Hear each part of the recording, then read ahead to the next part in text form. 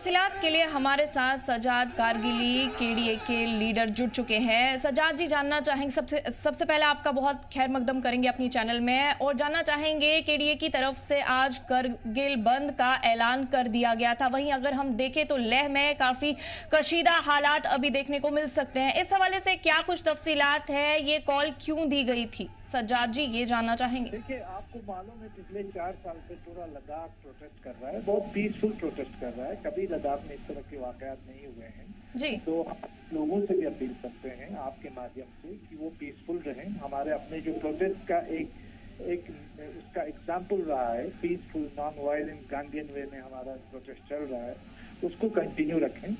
और दूसरी बात ये जो प्रोटेस्ट हो रहा है, ये एक sense of frustration, sense of insecurity लोगों के अंदर है, क्योंकि आपको मालूम है कि लद्दाख के लोग एक अरसे से क्या मांग कर रहे थे, स्टेटहुड और 6th शेड्यूल, जो कॉन्स्टिट्यूशन के दायरे में आती हैं दोनों डिमांड्स।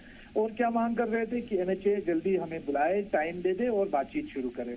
जब 27 मई को हम मिले थे ऑनरेबल यूनियन होम मिनिस्टर से, तो उन्होंने कहा था विद इन 1 मंथ हम आपकी दूसरी मीटिंग बुलाएंगे, लेकिन यहाँ मीटिंग बुलाने का नाम तक नहीं लिया और अब 4-5 महीने गुजर गए और अब जाके मई के बाद ये दूसरी मीटिंग अब होने जा रही है अक्टूबर में। तो इतना लंबा समय इन्होंने लिया और इस दौरान हमने देखा कि सरकार की तरफ से कोई कहा सुनी नहीं हुई। और जब भी लद्दाख के लोग बातचीत के लिए जाते हैं तो उनको पहले धरना देना करना पड़ता है, उसके बाद बातचीत रिज्यूम होती है। तो ये सारा का सारा जो है फेलियर है सरकार का, वो सेंसिबली एक्ट नहीं कर रहे हैं और सिंसियर नहीं है लद्दाख के इश्यूज को लेकर। इसीलिए मुझे लगता है कि ये आउट ऑफ फ्रस्ट्रेशन बहुत सारी चीजें हुई हैं, that is very unfortunate. But at the same time हम डिमांड करते हैं कि सरकार सेंसिबली एक्ट करते हुए बहुत जल्दी बातचीत को रिज्यूम करे, टॉक्स रिज्यूम करे और स्टेटहुड और 6th शेड्यूल खुद भारतीय जनता पार्टी का वादा रहा है लद्दाख के लोगों से, वो जल्दी दे।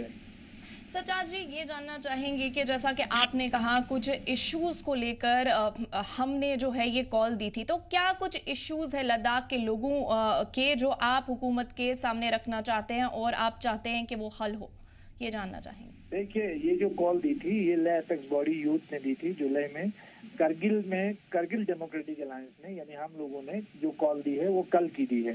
तो हमारा ये है कि जो स्टेटहुड और 6th शेड्यूल जो हमारी डिमांड है, और हम ये मानते हैं कि ये जो आइडिया ऑफ यूनियन टेरिटरी है, जो एक्सपेरिमेंट भारत सरकार ने किया है लद्दाख में, ये फेल हो गया। अब जब फेल हो गया तो एक फेल्ड आइडिया को हमारे सर पे थोप के हमें क्यों परेशान किया जा रहा है?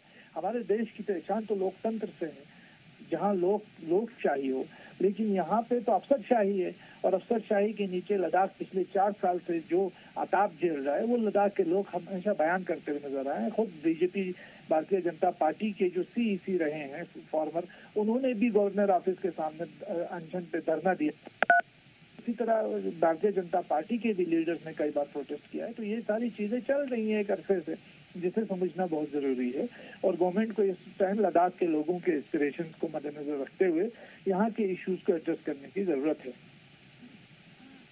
देखें तो लोगों ने भी आज सोनम वांगचुक जी की हिमायत में वो सड़कों पर उतर आए और ज़बरदस्त मुजाहिरा देखने को मिला, जिसमें ये भी देखा गया कि काफ़ी जो नौजवान हैं और पुलिस उनके बीच में झड़प के वाक़यात भी हो गए हैं, पेश आए हैं। तो क्या कुछ कहना चाहेंगे इस हवाले से, क्योंकि जो नौजवान भी है काफ़ी ज़्यादा हिमायत में आ रहे हैं और देखने को मिल सकते हैं?